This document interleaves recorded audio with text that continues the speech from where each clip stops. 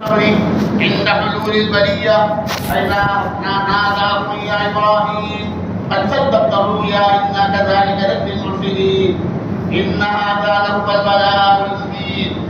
وأتاه جبريل عليه السلام بالهدية فعمل عليها بالهدية فنحرها وجهر بسم الله والتكبير عليها إعلانا فأوقع الله تعالى في عقبه سنة وجعل على أشرف أولاده وأمته منا وفي ذلك فليتنافس المتنافسون. فقد قال الله عز وجل لن تنالوا البر حتى تنفقوا مما تحبون. عباد الله أما آن لكم أن تقلعوا عن الذنوب أولا تتعظون أما حان لكم أن ترجعوا إلى علام الغيوب أولا تعتبرون.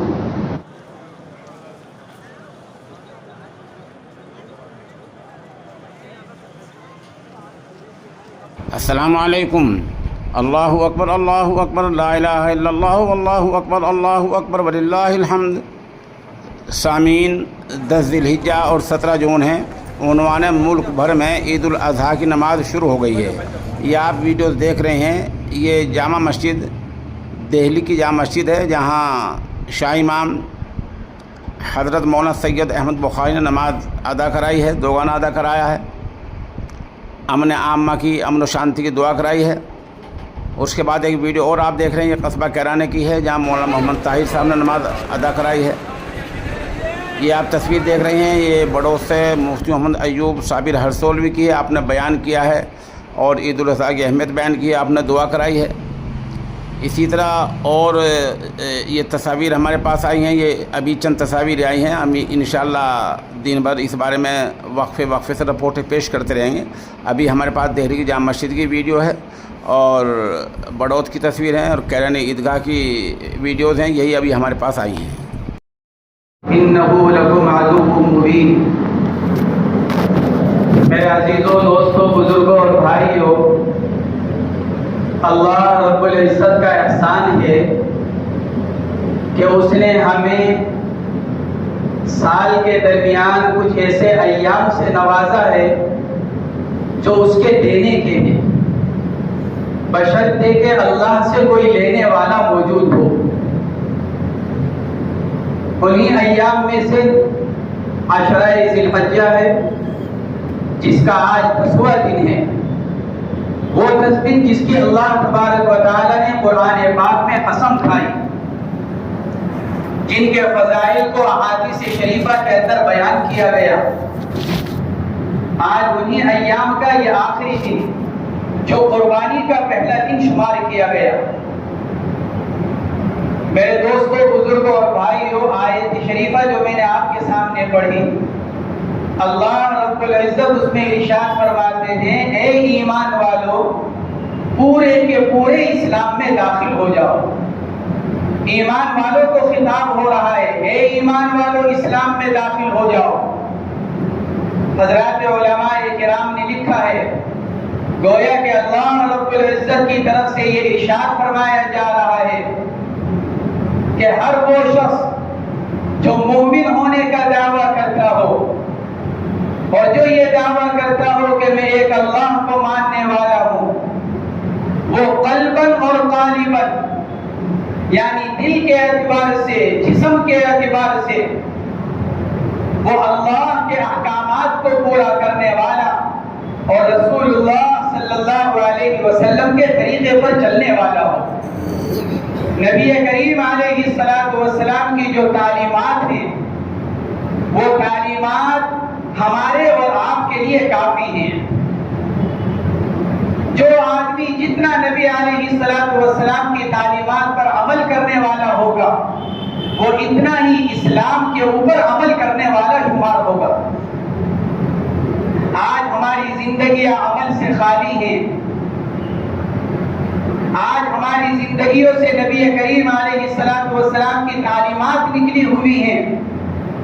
آج ہمارا عمل یہود و نصارہ کی تعلیمات پر، آج ہماری زندگیوں میں یہود و نصارہ کی تعلیمات، آج ہم ان سے محبت کرنے والے، آج ہم ان کو چاہنے والے، آج ہماری کوشش یہ کہ ہمارے بچے ان تعلیمات کو حاصل کرنے والے بن جائیں. ان کے مطابق اپنی زندگیوں کو بنانے والے بن جائیں تو ہم سمجھتے ہیں کہ ہماری اولاد کامیاب ہے۔ حالانکہ اللہ رب العزت کا ارشاد ہے کہ اے ایمان والو پورے کے پورے اسلام میں داخل ہو جاؤ۔ پورے کے پورے اسلام میں اس وقت داخل ہوں گے جب ہم نبی کریم علیہ السلام کی تعلیمات کو پڑھنے والے، ان کو سیکھنے والے اور ان پر عمل کرنے والے بنیں گے۔ اس لیے ہماری کوشش یہ ہونی چاہیے، اور یہ جو آج قربانی کا جو یہ دن ہے، سیدنا ابراہیم اور اسماعیل علی نبینا وعلیہ السلام کے قربانی کا جو واقعہ ہے، یہ ہم کو یہی سبق دیتا ہے۔ حضرات انبیاء کرام علیہ السلام کے اسباب، اور بالخصوص ابراہیم اور اسماعیل علیہ السلام کا سبق، یہ ہم کو یہ سبق دیتا ہے، یہ واقعہ ہم کو سبق دیتا ہے کہ انسان کو اپنی خواہشات نفس پر عمل کرنے کے بجائے اللہ اور اللہ کے رسول صلی اللہ علیہ وسلم کے احکامات پر عمل کرنا چاہیے۔ قربانی کا مقصد یہی ہے۔ آج جو قربانی کا دن ہے، ہم اور آپ انشاءاللہ قربانی کرنے والے ہیں۔ اس قربانی کا مقصد یہی ہے کہ جانور کی قربانی کرنے کے ساتھ ساتھ ہم میں سے ہر ایک یہ عزم و ارادہ کرے کہ ہم اپنی خواہشات نفسانیہ کی قربانی دیں گے، اور خواہشات نفسانیہ کو قربان کر کر اللہ کے احکامات کو نبی کریم علیہ السلام کے طریقے پر پورا کریں گے، اور اس کے مطابق اپنی پوری زندگی کو بنائیں گے۔ جانور کی قربانی یہ الگ ثواب رکھنے والی، جیسا کہ حضرات صحابہ کرام نے حضور اکرم صلی اللہ علیہ وسلم سے معلوم کیا تھا، یا رسول اللہ ما هذه الاضاحی، اے اللہ کے رسول یہ قربانیاں کیا ہے؟ ارشاد فرمایا سنت ابیکم ابراہیم، تمہارے باپ ابراہیم علیہ السلام کی سنت ہے۔ صحابہ کرام نے عرض کیا تھا فما لنا فیہا یا رسول اللہ، اے اللہ کے رسول ہم کو کیا ملے گا اس کے اوپر؟ آپ علیہ السلام نے ارشاد فرمایا تھا ہر بال کے بدلے میں اللہ رب العزت کی طرف سے ایک نیکی مرحمت فرمائی جائے۔ اور کیا فرمایا آقا علیہ السلام نے؟ کل قیامت کے دن یہ جانور اپنے تمام اعضاء کے ساتھ لایا جائے گا، اپنے کھر، اپنی کھال، اپنے بال، اپنے سینگ، تمام اعضاء کے ساتھ کل قیامت کے دن لایا جائے گا، اور اللہ رب العزت پورے جانور کے بدلے میں قربانی کرنے والے کو اجر و ثواب مرحمت فرمائیں گے۔ اس قربانی کا بڑا اجر و ثواب، اسی لیے آپ علیہ السلام نے ارشاد فرمایا فَطِيبُوا بِهَا نَفْسًا، قربانی کو خوش دلی کے ساتھ کیا کرو۔ قربانی مردہ دلی کے ساتھ کرنے کی چیز نہیں ہے۔ آدمی یہ سوچے کہ میرے 20-25 ہزار روپے خرچ ہو رہے ہیں، نہیں، بلکہ آدمی یہ سوچے کہ اللہ کے حکم پر میرے یہ پیسے خرچ ہو رہے ہیں، اور جب اللہ کے حکم پر کوئی چیز خرچ ہوتی ہے اللہ رب العزت اس کا بدلہ دنیا میں بھی مرحمت فرماتے ہیں، اللہ رب العزت آخرت میں بھی مرحمت فرماتے ہیں۔ اس لیے خوش دلی کے ساتھ قربانی کی جائے۔ جو صاحب استطاعت ہیں، جن کے اوپر قربانی واجب ہے، وہ اپنی واجب قربانی کرنے کے ساتھ ساتھ کوشش کریں کہ کم سے کم ایک حصہ جناب رسول اللہ صلی اللہ علیہ وسلم کی طرف سے بھی کیا جائے، اس لیے کہ آپ علیہ السلام کے احسانات اس امت کے اوپر، اور سب سے بڑھ کر خود نبی علیہ السلام نے امت کی طرف سے قربانی فرمائی ہے۔ ہمارے اور آپ کی طرف سے آقا علیہ السلام نے قربانی کی ہے، اس لیے آقا علیہ السلام کا حق ہے کہ جس کے پاس استطاعت ہو، جس کے پاس وسعت ہو، وہ اپنی واجب قربانی کرنے کے بعد ایک حصہ جناب رسول اللہ صلی اللہ علیہ وسلم کی طرف سے بھی قربانی کرے، اپنے مرحومین کی طرف سے قربانی کرے، حضرات صحابہ کرام کی طرف سے قربانی کرے، اور دیگر حضرات کی طرف سے قربانی کرے، کیونکہ اللہ رب العزت نے قربانی کرنے میں بڑا اجر و ثواب رکھا ہے۔ اللہ تبارک و تعالی ہم سب کی قربانیوں کو قبول فرمائے، اپنی پاک بارگاہ کی قبولیت اور مقبولیت ہم سب کو اپنے فضل و کرم سے مرحمت فرمائے۔ عید کا دن چونکہ سال میں 2 ہی مرتبہ آتا ہے، عید کی نماز سال میں 2 مرتبہ پڑھی جاتی ہے، اس لیے بعض اوقات اس میں سہو ہو جاتا ہے، اس لیے ہمیشہ کا معمول یہ رہا ہے کہ عید کی نماز سے پہلے مختصر سا عید کی نماز کا طریقہ بتلا دیا جاتا ہے۔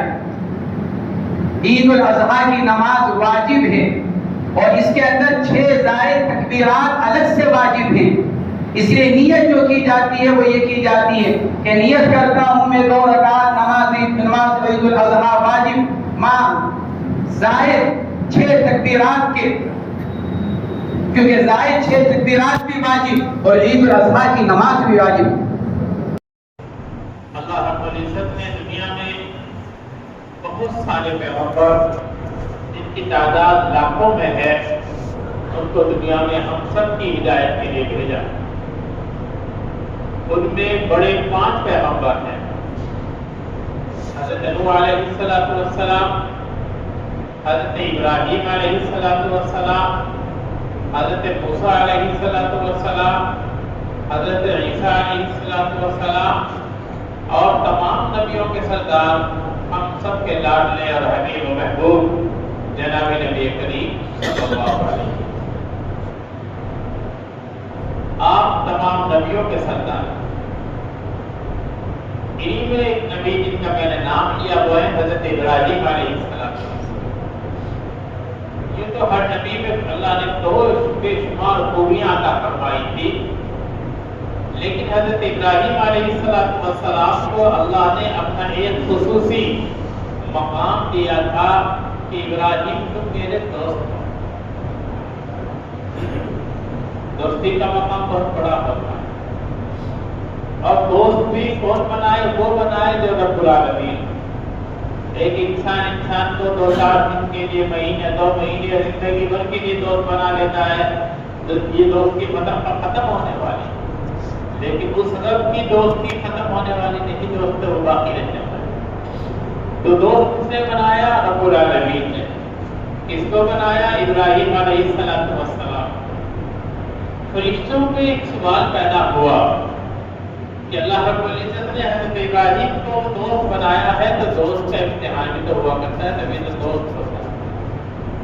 اتنے کڑے کڑے ان کے امتحان ہوئے، آپ لوگوں کو یہ تاریخ یاد ہوگی اور یاد ہوتی ہونی بھی چاہیے مسلمان ہونے کے۔ کبھی حکم ہوتا ہے ہجرت کرو، ملک شام چھوڑ دو، کبھی حکم ہوتا ہے بیوی کو یہی چھوڑ دو جنگل میں، بیت اللہ کے پاس چھوڑ دو، بات بھی نہیں کرنا، دیکھنا بھی نہیں اس کی طرف۔ کبھی سخت ترین حکم ہوتا ہے کہ تمہارا ایک اکلوتا بیٹا ہے اسماعیل علیہ السلام، اس کو میرے نام پر قربان کر دو۔ کبھی دوسرا حکم ملتا ہے کہ حضرت ابراہیم علیہ السلام کو خدا کا دشمن آگ میں ڈال دیتا،